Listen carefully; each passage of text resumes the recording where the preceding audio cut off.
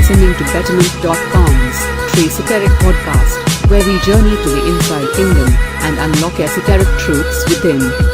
Now here is your host, the Omega Wolf, of the tribe of Benjamin, and eternal servant to the house of David, Brandon, son of Benjamin.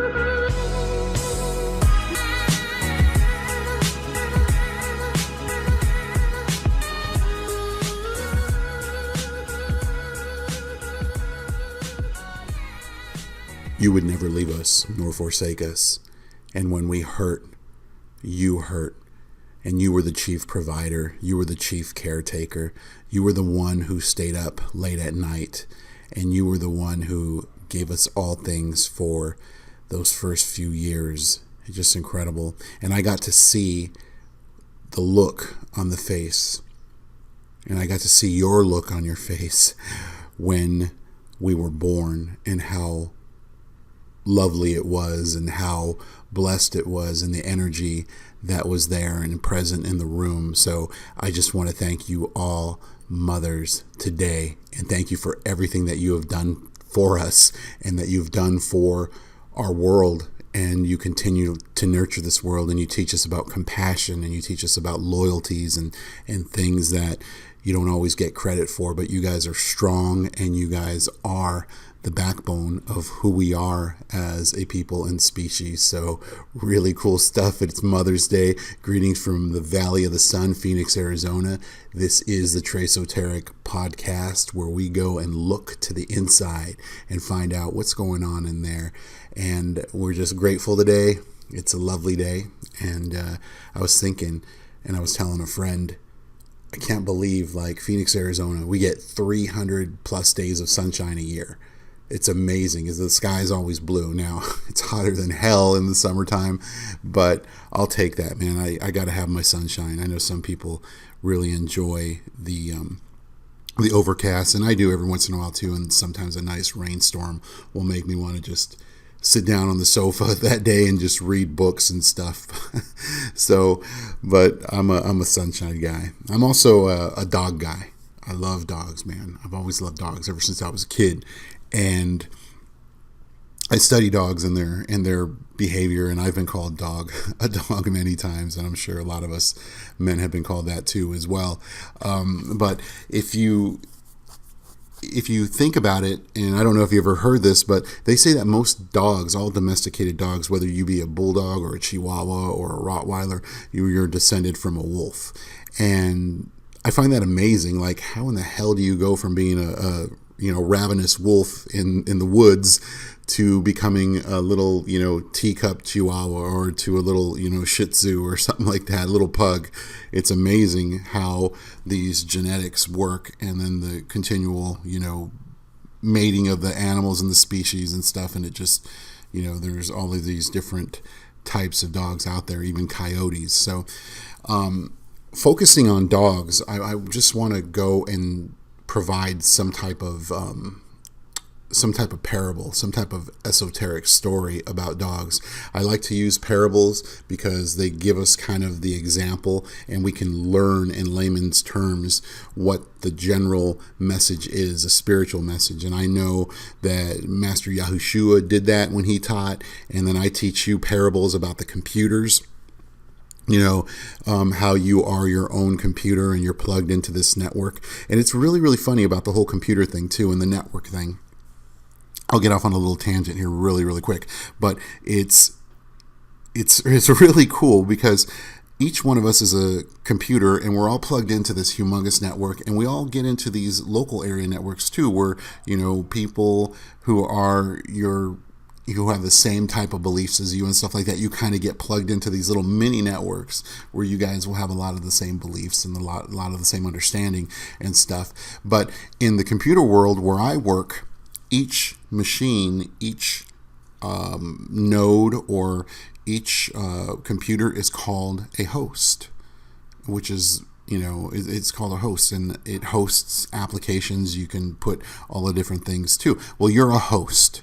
You host many different applications on your subconscious mind, or in your Godhead, or in your brain, your gut brain.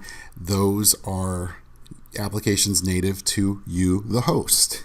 So what's really cool is in the Bible, and I think, man, there's a lot of I think we're time travelers, man, to tell you the truth. I don't know. But anyway, in the Bible, God is called the Lord of hosts. The Lord of hosts. And, I never thought in the Bible, what do they mean by hosts? What do they mean? But think about how a network administrator is the Lord of hosts. He is responsible for making them run correctly, and he is also responsible for making them communicate properly with one another and cleaning viruses and things like that. So the Lord of hosts, just something to think about. It's really cool. Anyway, all right, so I'm off my tangent now. Let's get back to the dogs, man. So the dogs are so flippin' loyal. They are so loyal. You can beat the crap out of a dog and the dog will still obey its master. The dogs are so loyal. They're so pleasing. They want to please you. They want to make you happy. They don't know what a crappy day is. They don't know what that means. Their only disappointment that is evident in them is when you disappoint them. And sometimes they'll hang their head low and they'll look depressed and stuff like that. But as you go, the dogs go. And a lot of people can attest to that. What I'm saying is that we're responsible for how they feel. When we come through the door, man, I know my dogs, man, they're happy. They're dancing with joy. And I'm like, man, I'm not that special, man. But they make you feel special every time. Call me a dog. I'm happy with that because dogs are always joyful. There's a couple of dogs out there where they would love to bite you instead of wag their tail at you, but they're always joyful and they're always happy. So let's talk about really quick about wolves. All right. So let's say we are all dogs. All right. Just parably speaking. We're all dogs or we're all wolves, all right? Wolves is our nature. We are all wolves, and we run in packs, and we work together in packs to accomplish a common goal. But it's that pack mentality that reigns supreme. And if you look all around in the world, we always have a pack mentality.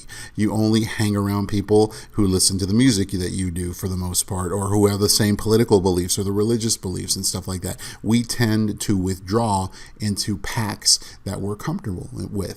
And the same thing is in the wild. Wolves run in packs, but they have a necessary mission. Wolves are not a-holes or anything like that. They have to eat to live. They are an integral part of the ecosystem, and where wolves thrive, so does the ecosystem. In a lot of ways, wolves are that linchpin to keep the ecosystem together and healthy and vibrant. So we as humans are the same way. And also, too, in packs, wolves have a definitive structure. And we've all heard about the alpha wolf. The alpha wolf is the one who is in control.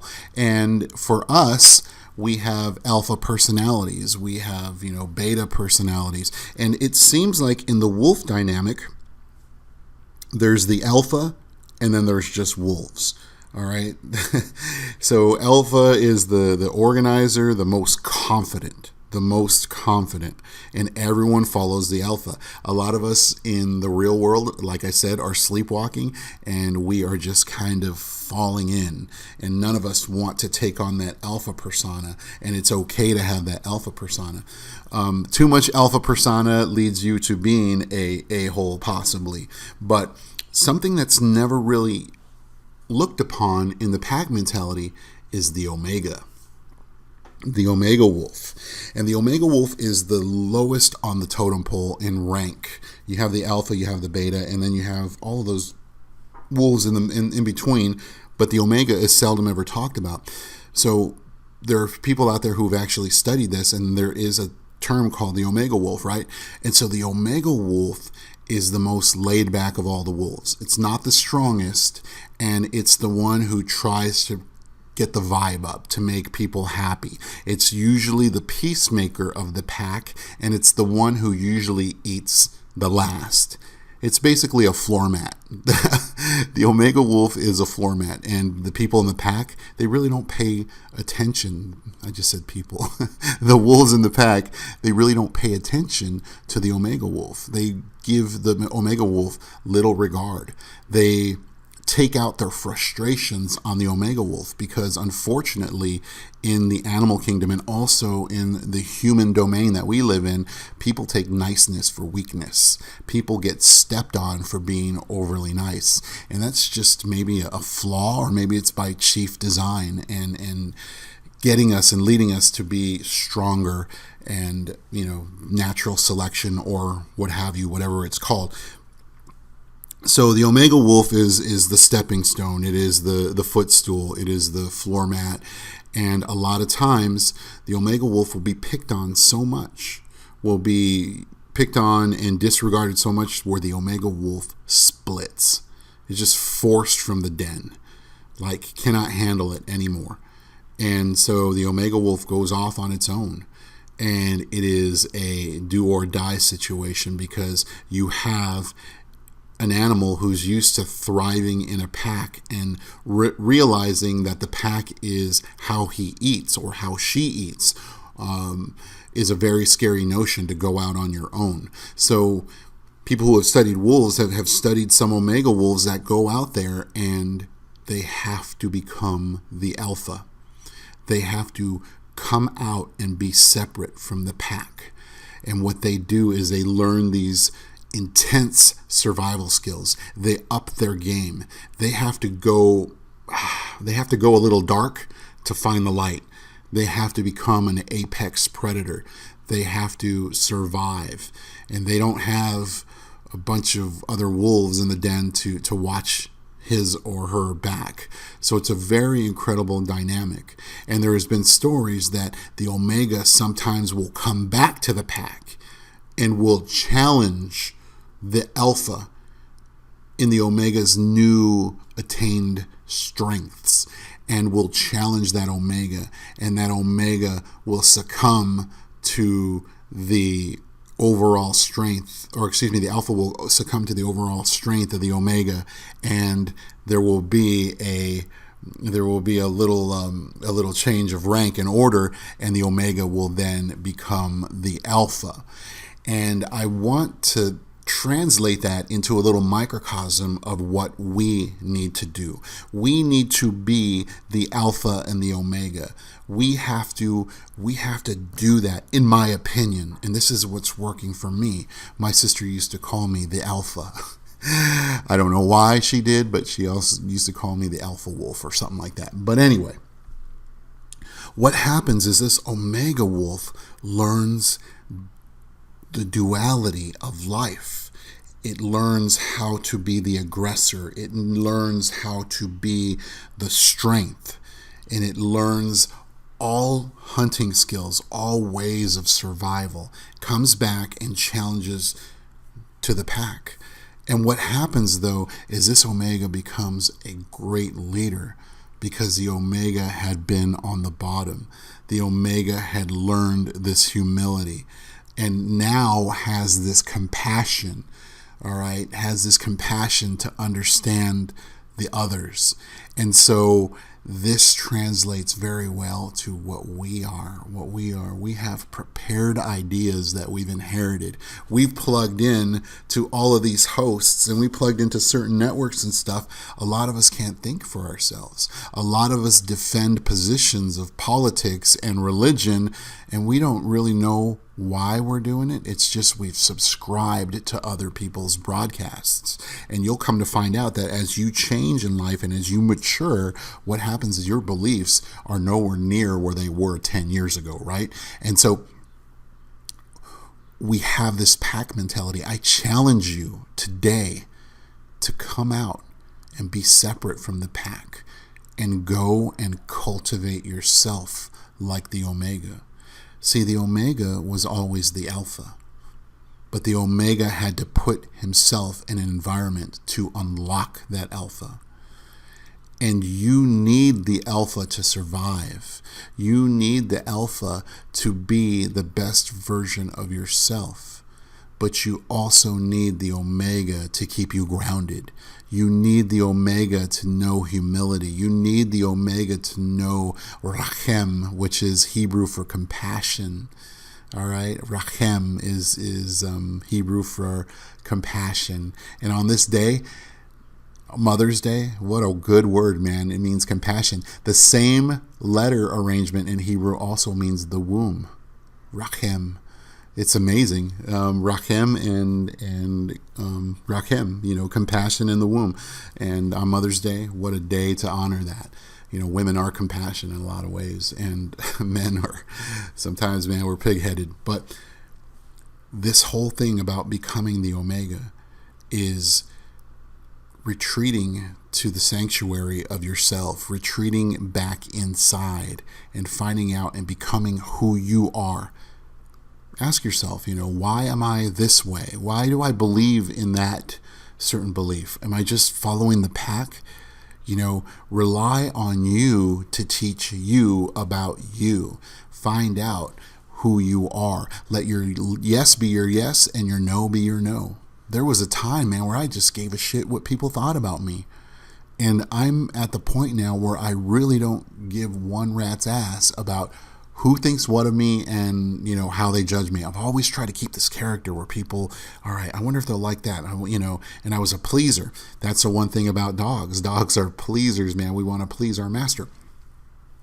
So go inside and find out about yourself. Become that omega, all right? Become that omega so that you can venture out and go and find your worth, your purpose in life. I challenge you to find purpose. Don't just tread water. Don't sit there and doggy paddle in the middle of the pool and not get to either side, or enjoy the swim, or float on your back and relax. Don't be that person that is sleepwalking through life.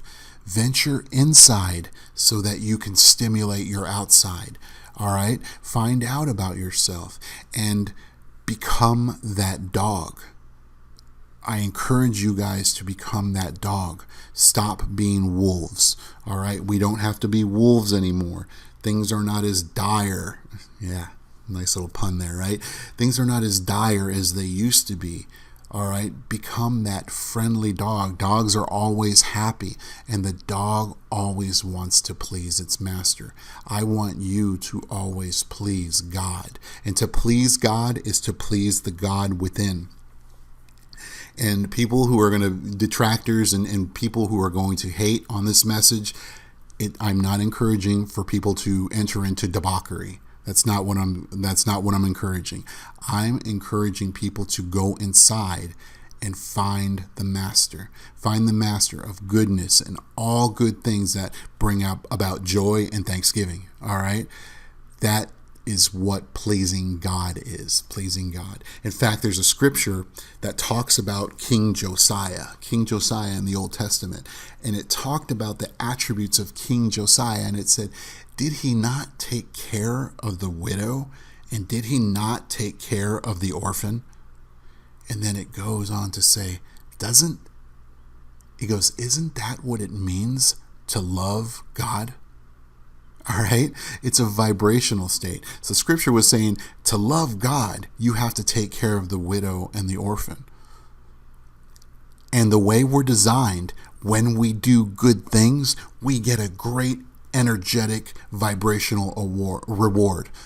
That's really amazing. That's a really cool design, and that's a design of compassion. That's a design of hope. When we do good things for others, we feel vibrationally right. All right? So that's how you please God, but we have to do it. And I tell you to take on this dog persona. Take on this dog persona where your tail is always wagging. And I know, Brandon, we can't always be happy. I know that, man. Sometimes I get pissed off. Yesterday I was pissed off. I was. Did a little mind work. It took me about 10 minutes to get over what was biting my ass, and I fixed it. All right? We tend to hold on to things, and when we hold on to things, man, we start to vibrate in a negative state. and we start vibrating into that 666, which I'll explain to you in the next instruction of what 666 is. But today, Mother's Day, thank you so much, moms. We love every single last one of you.